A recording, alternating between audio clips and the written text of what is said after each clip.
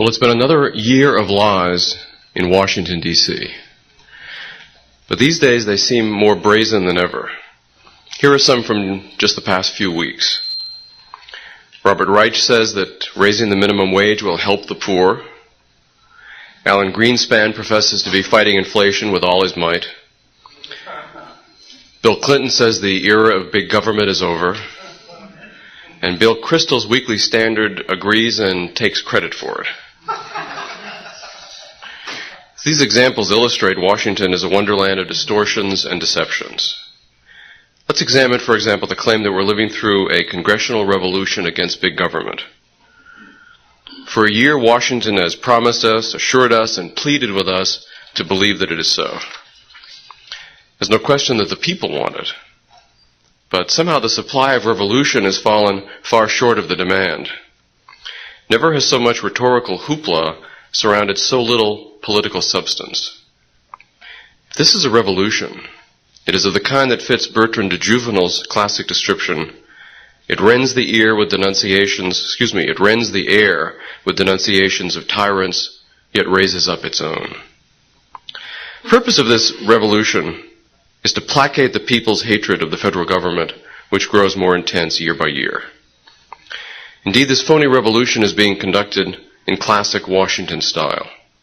One party pretends to cut, the other pretends to panic. One party celebrates its victories, the other vows reprisals. But in the end, Leviathan grows and grows. Spending, taxing, debt all go up. Then Washington holds its breath, hopes we will forget its past promises, and waits for the next election to distract us from our task. What can we do about the intellectual bankruptcy and political cowardice in Washington? Well, for one thing, we can expose their lies. The first step is to remember that this year, Leviathan was supposed to be slain. For more than 4 decades, the Republicans have begged for a majority in Congress. The absence of one was what supposedly kept the government big and the budget unbalanced. The voters gave the Republican Party a majority. Let's remember what was supposed to happen. The welfare state was to be overthrown. We were to get huge tax cuts and regulatory relief. The 10th Amendment would be enforced. There would be no more police state tactics as in Waco and Ruby Ridge. A year ago in November, a Wall Street Journal columnist wrote that he fully expected federal deposit insurance and the SEC to be abolished. The same writer wrote that there was a slight chance the Fed itself would be terminated. What's more, in the glorious anti-government environment of November 1994, these did not seem like idle speculations.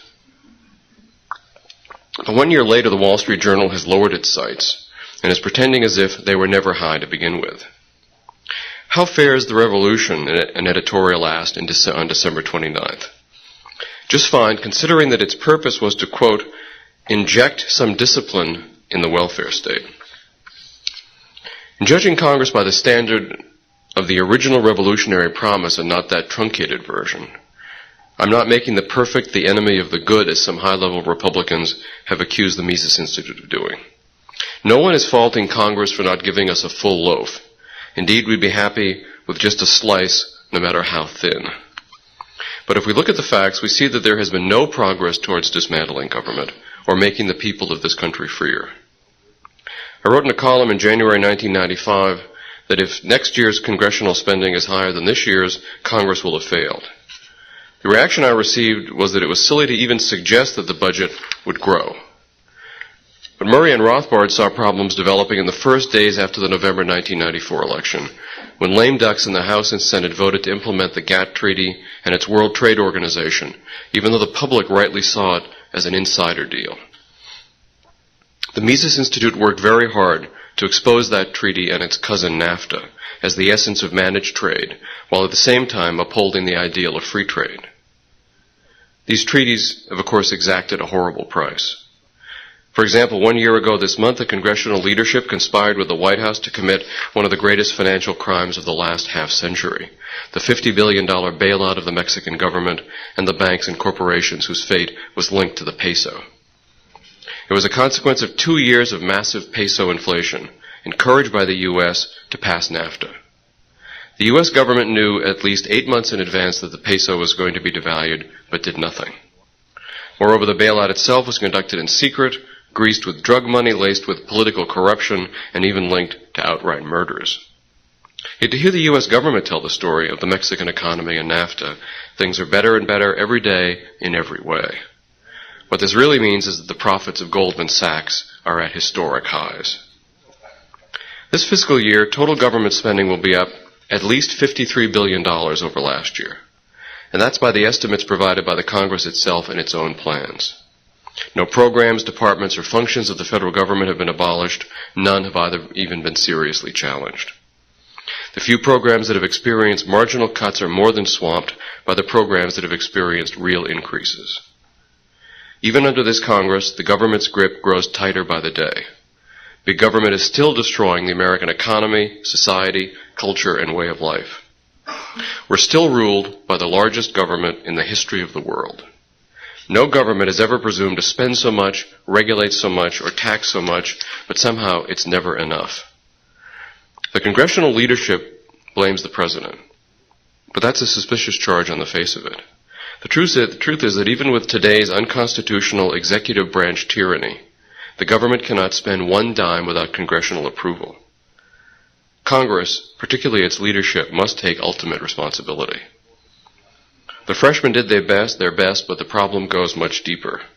In private, several of the best freshmen have admitted that their worst vote of last year was the one that made Mr. Gingrich the speaker. Some in the leadership have reacted to institute criticism by blaming the president for striking down good legislation. In fact, this is not the case. Mr. Clinton's most famous veto was of the Congressional Welfare Bill. As its supporters said, it was supposed to revolutionize the welfare state. But not even the most objectionable parts of the welfare state were challenged. Not even AFDC, the program that subsidizes illegitimate children, was touched. The Republican leadership backed off even minor changes like family caps. Instead of getting rid of programs, the final bill merely created a fancy financial technique for channeling more money to Republican states. Meanwhile, they claimed this bill was returning welfare to the states in a federalist fashion. All it actually did was make state bureaucracies even more dependent on Washington. Central control remains untouched in the area of environmental socialism. Just this week, we received a call from a gentleman who had inherited 30 acres of family property near Louisville, Kentucky. Then he discovered, unbeknownst to the family, that 2 years ago the feds had flown over it in a helicopter and declared it a federally protected wetland. That means it has an effective net worth of zero, although, of course, he's still responsible for paying the property taxes. With the stroke of a pen, the federal government was able to, in effect, nationalize property that had been in his in his family for generations. As he told us, he didn't believe such a thing was possible in America. His only hope was that the Republicans would do something about the wetlands laws. But after months of calls, he realized that our complaints, he said, as aired in the free market, were correct. The Republican leadership is not interested in stopping this injustice. If you ask this gentleman what's wrong in Washington, he'll tell you in a word, everything. But the focus of his anger is Mr. Gingrich, who should have defunded the wetlands police on the first day of Congress. In many ways, Mr. Gingrich is the liberals' favorite conservative. He's a strong partisan, but not an opponent of state power. He was never very good as a congressman, and his National Taxpayers Union rating was always poor. As Speaker, he's done far more damage as the mastermind behind the Mexican bailout. He's kept the Brady Bill and the assault weapons ban off the congressional table. He refuses to discuss any defunding of international agencies like the IMF or the World Bank or the United Nations. He opposed strenuously an amendment to defund the Export-Import Bank. And when several freshmen recently voted against reopening the government, he canceled campaign appearances for them. Now, I understand this view defies the conventional wisdom as presented in the media. But the conventional wisdom is also wrong when it comes to the great budget debate that we've been going through. One side says it wants to balance the budget in 9 years. The other side says 7 years. This is like a debate between two alcoholics and when they should stop drinking, 7 or 9 years in the future. Certainly such an argument can be fierce without being serious. When it comes to the budget, neither side has got any credibility. Neither this president nor this Congress can control any budget but this year's. The Congress certainly can't bind a future Congress. This White House can't bind a future administration. And Messrs. Clinton and Gingrich are free to, quote, change their minds on any solemn agreement reached today. Even sillier are the economic assumptions that both sides are using to estimate future budgets. Nothing has been more thoroughly discredited in the last half-century than economic forecasting. Mises tells us why. There are no constants in human action. We cannot know precise magnitudes of any economic data in the future. Yet, as usual, economists in the service of politicians pretend to do what no mortal man can do. If the goal is to cut the budget, and indeed it should be cut right now. At the very least, we could freeze the budget. But for heaven's sakes, let's not spend any more time pretending to balance the budget at some point in the future while running deficits today. We confront a similar problem on tax reform. The Republicans are making huge claims for themselves here as well. They say they'll defang the IRS, make the tax code simple, eliminate the horrible burden that we all bear, reduce the incentive for cheating, and the people cheer their every word. But listen carefully. What they have emphatically not said is that they will lower rates or collect less revenue. And so long as the government attempts to extract $1.7 trillion in private wealth from the economy every year, the tax code cannot be anything but coercive, complex, and counterproductive. The Mises Institute was one of the very few economic organizations in the country to join pro-family groups in supporting the attempt to raise the child deduction. At least it would have allowed people to keep a little more of what they earn. Similarly, right now, we're one of the few economic organizations to support the home mortgage and charitable tax deductions while still favoring lower taxes. Many politicians and economists say these deductions cause distortions in the economy.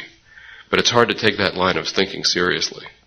These same people prove remarkably shy about pointing out the economic distortions caused by the taxes that the government collects. They only see a distortion when people are allowed to keep the money they earn and spend it on something they want. The Mises Institute defends any and all deductions for a simple reason. Deductions allow some private property to remain in private hands.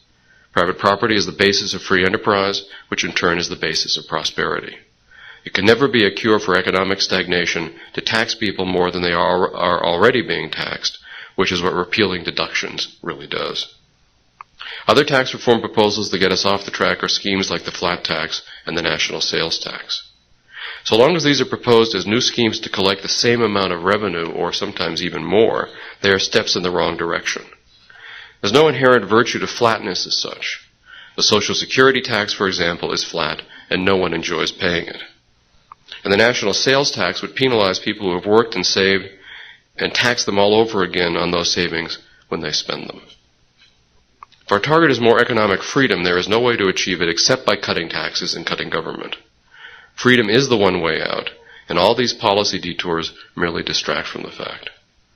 The Republican leadership doesn't want us to think this way, but so long as the Congress is not working from a consistent intellectual framework, it will be prone to gimmicks, and these gimmicks can be dangerous. I'll give you one example. The Republican budget proposals builds in assumptions that the government will collect more revenue than present trends suggest it will. The key to this is a new law that allows the IRS to contract out its tax collections to private law firms. This is the ultimate perversion of the idea of privatization. There are certain functions, and certainly tax collection is among them, that we do not want to have privatized. In many ways, governmentally blessed and empowered private coercion can be far worse than plain government coercion because, of course, it can be far more effective. If the Republicans wanted to do the right thing, a first good step back to freedom would be to simply cut taxes by any amount. But if we abolish the income taxes, of course, we would like to see, other taxes would still raise a tremendous amount of money, $760 billion, which is about the size of the entire 1982 budget. Yet the idea of getting rid of the income tax and not replacing it is, of course, ruled out entirely. Let's take the Republicans off the hot seat and talk for a moment about the lying socialist who inhabits the White House.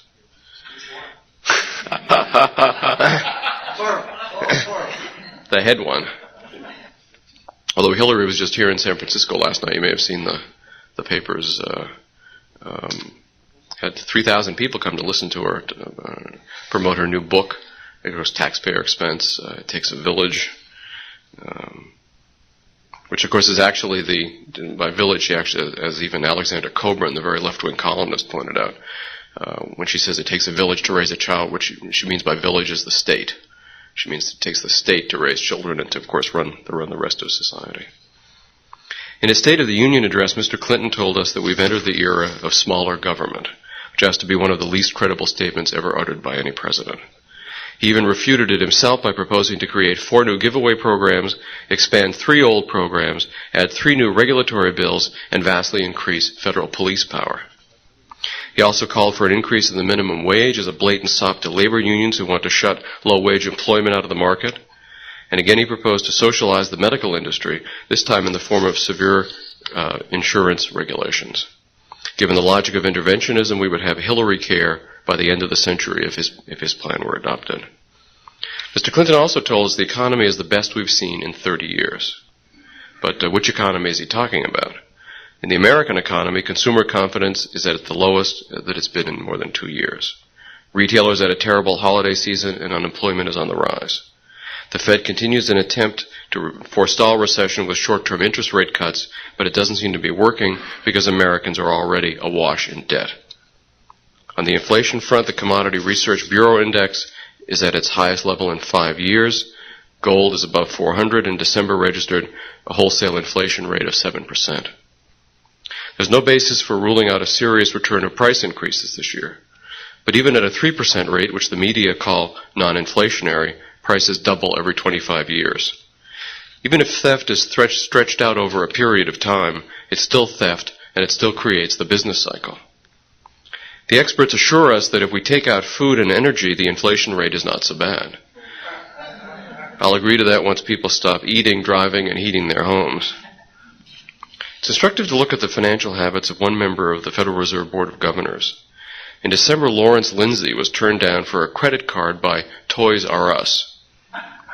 After he went public and complained that the computer selection methods that turned him down were actually racist, the company quickly issued him a card with a $15,000 line of credit, which is a lot of toys. But in the course of the controversy this generated, we learned that Mr. Lindsay has a great big mortgage, a big second mortgage, an overdraft credit line on his checking account, 3 major credit cards, and no savings.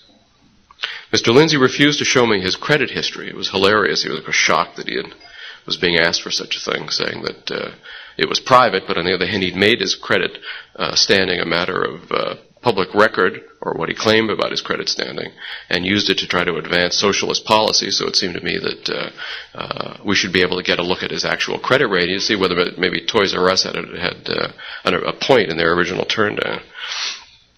But even without seeing that, I think we can see why they might have turned him down. And as everyone who studies inflation knows, price increases benefit debtors at the expense of savers. So Mr. Lindsay's credit status doesn't exactly inspire confidence in the future of the dollar. Both parties have an even better solution to the problem of perpetual inflation. However, they've agreed to redefine the consumer price index so that it shows a lower inflation rate. Now, they say the purpose is to reduce the cost of living adjustments paid out. They don't tell us, however, that the additional purpose is to increase taxes by reducing the pace of indexation. But if these budget negotiators had any integrity, they would simply propose to eliminate these cost of living adjustments, so-called cost of living adjustments, because they actually give federal employees and others higher payments than the so-called cost of living. Or even better, to just eliminate these programs. But so much for the short-term economic picture. Let's talk about the long-term. Median wages and incomes have been falling since the final elimination of the gold standard in 1971. And the pace of decline accelerated in 1995. The group hit hardest is young white men whose wages have fallen as much as 8% in the last 6 years. 25 years ago, most women with children could choose not to have a professional career if they did not desire one. The economy could support whole families living on one income. Today, this is the exception. And the effect of this change has been a virtual social revolution. Yet I received a press release the other day. It said, quote, "Standards of living are rising, 60 experts say." Well, if it were really true, of course, we wouldn't need experts to tell us. It turns out that the study has a way of explaining away every one of our current difficulties. For example, the study argues that while it's true that wages and incomes are going down, job benefits are going up, so on net we're all richer. What are these alleged benefits? Well, unfunded Social Security liabilities, unfunded Medicare liabilities, unfunded pension liabilities, along with health care as prices higher and higher while its value is lower and lower and service less responsive. Because of government, of course. Truth is very different from what the experts are paid to propagate. The American middle class is being strangled alive by taxes, and wealthy Americans suffer from taxes that are as high as 50% on the marginal dollar. For the first time in our nation's history, we are developing a brain drain problem in peacetime. Wealthy Americans are leaving the country and even renouncing their citizenship to escape confiscatory inheritance taxes, capital gains taxes, income taxes, and high labor costs. The phenomenon should be a wake-up call. A country that runs out its wealthiest and most successful citizens is on the road to economic death.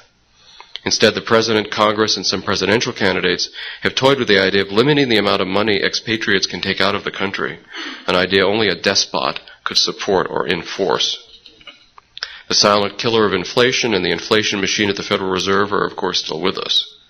Fed has done more to destroy the standard of living than any other institution. The Fed continues to prop up big government, prop up governments abroad, manipulate currency markets, and loot the nation's pool of saved wealth. The Fed is the central government's lifeblood and also its most feared, beloved, and respected bureaucracy. Rush Limbaugh is so sensitive on the subject that he won't take any calls from anyone critical of the Federal Reserve. The leadership of both parties have sworn their devotion to the Fed, the biggest enemy the middle class has ever had. And the only voices, aside from ours, raised in opposition to central banking are those of a few principled freshmen. But given the intellectual environment in Washington, this, of course, is a sure path to getting yourself labeled as part of the lunatic right-wing fringe. Although when I hear that label applied to anyone, I always assume that they're making good sense. What is the point of all this taxing, spending, inflating, and manipulating? Well, to fund sky-high budgets for welfare and military spending. The purpose of the welfare warfare state is not defense and charity, but a good living for the huge class of parasites that has grown up around the transfer process. The pretense of charity and defense are nothing more than a propaganda cover to make the transfer appear to be in the common good, even while it destroys capital and entrepreneurs, the basis of future prosperity. The survival of military industry socialism in the post-Cold War world is particularly despicable.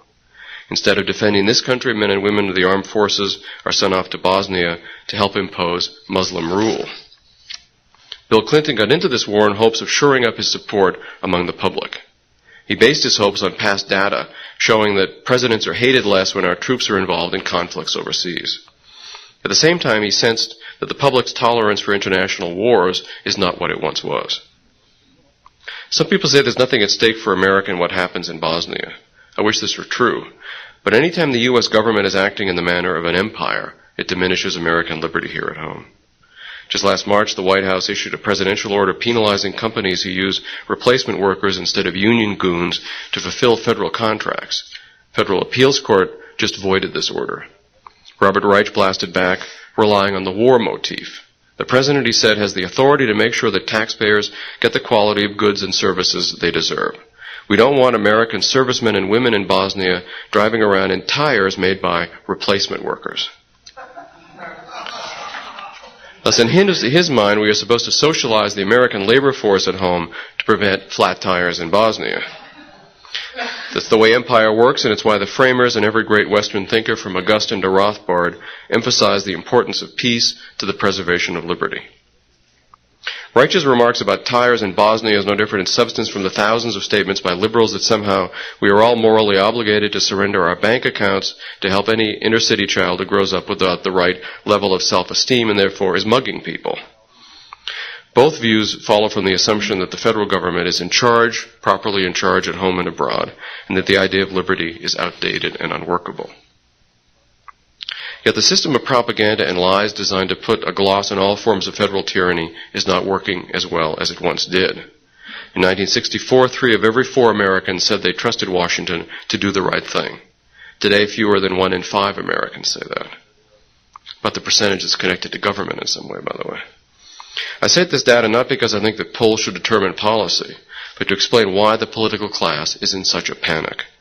The governed no longer consent to being ruled by the largest government in world history. Americans know in their heart that something has gone very wrong. And of course, in blaming the government, they are not scapegoating, but making a rational deduction from the evidence.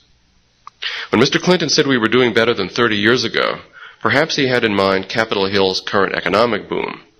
Construction workers are in the process of building the second largest bureaucratic building in Washington history, and by the way, in the history of the world. Only the Pentagon exceeds it in size. It will house many thousands employed in lifetime jobs to rule over us. It's called the Ronald Reagan Building, in honor of the last president who proclaimed that the era of big government was over, and then doubled the size of the welfare state, added a cabinet department, and raised our taxes 6 times. Having the government shut for weeks at a time brought home a very important truth to the American people, and reminds them why their voting patterns have turned decisively against Washington. The truth is that the civics texts were lying to us when they said that under a democracy, we are the government. The American people discovered that when the government shut down, life went on pretty much the way it always had. They didn't feel the government's pain, although, of course, the middle classes continued to feel their own pain. During the budget battle, Clinton was reduced to warning, as he did in a radio address, that if the government didn't reopen, the nation would soon be threatened by poison water, wild outbreaks of disease, and a deadly crime wave, although let's say that sounds like today.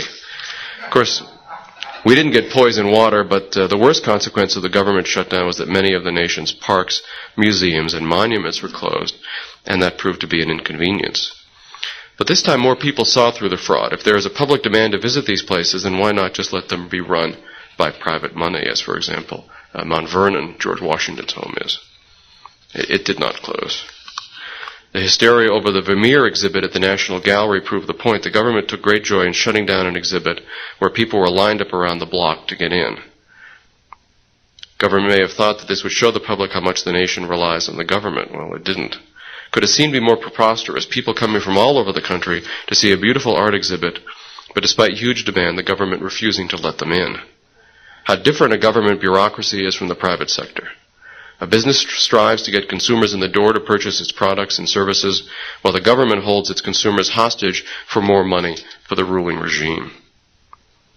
The message of the Vermeer exhibit backfired, and to save face, the government decided to allow a private foundation to run the exhibit and open it up.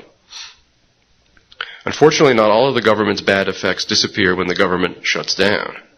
As a result of civil rights laws, lawyers in the private sector have been enlisted as the government's private enforcement army, bringing suits against any business that dares not to obey the discrimination police. In a recent case of enforcing the Americans with Disabilities Act, the nuttiest civil rights law in American history, a morgue was forbidden from charging a premium to handle the cadavers of people who had died of AIDS. No discrimination against corpses that had carried deadly diseases. Presumably next time we'll have to hire them and rent them apartments too. This is just one of tens of thousands of cases of ADA enforcement that defy the most basic notions of common sense. The Denny's restaurant case is another tragic example of civil rights socialism.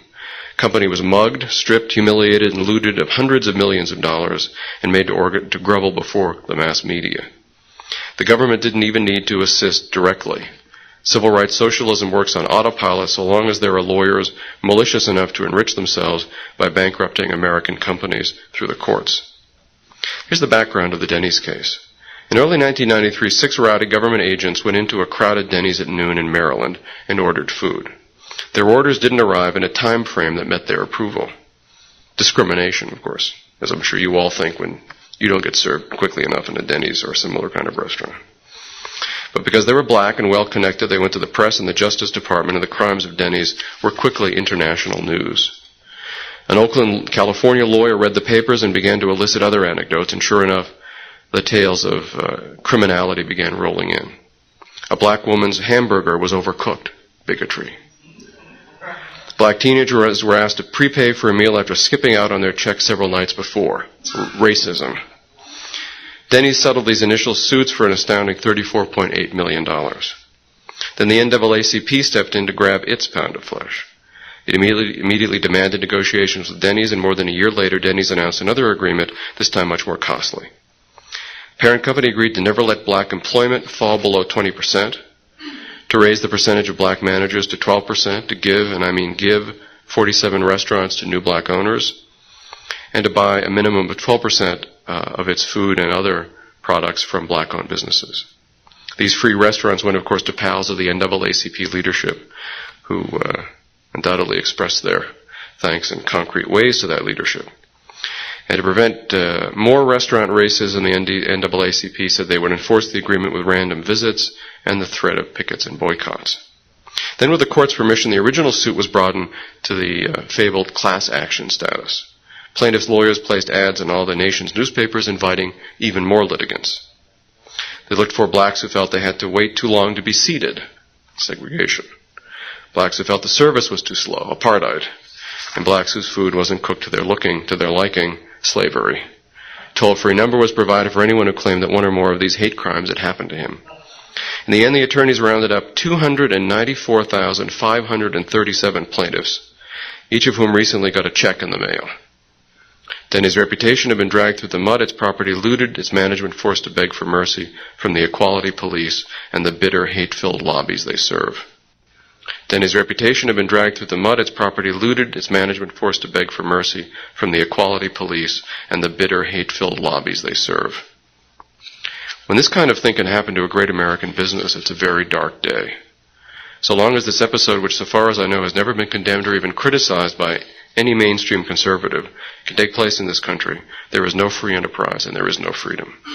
Any company anywhere can be held hostage and looted with impunity so long as the lawyer is fighting on behalf of socialist causes. And there have been no steps whatsoever in Congress to improve the situation. The only way to end this kind of mass theft is to end the ability of the central state to enforce the right of trespass against private property. That's why the Mises Institute steadfastly holds out as the only solution consistent with private property and the freedom of association, the repeal of the 1964 Civil Rights Act and its subsequent amendments and the abolition of the Equal Employment Opportunity Commission as vicious infringements on the rights of every property owner. Every year, the cost of affirmative action and civil rights enforcement could be as high as several $100 billion. As this example illustrates, the real burden of government goes way beyond the 47% of the economy that it loots in cash every year. The burden also extends to the borrowing that finances the federal deficit, the hundreds of billions spent on such stupid programs as asbestos removal, and the $1 trillion or so lost every year by the dictates of the regulatory state. As Austrian school economists have always emphasized, the largest cost of interventionism is not what we can see and calculate directly. The cost that must concern us the most is the prosperity we would have experienced, but will never experience, as a result of the interventionist state. Mainstream economists have been recently debating why it is that the so-called information revolution has failed to increase our standard of living or even cause the national output to increase. After all, the Industrial Revolution caused 2 centuries of increases in the standard of living. Economists debate this question, but miss the obvious reason. At the Industrial Revolution, the economy was largely free and the masses of men could benefit from the massive gains in productivity that it brought about.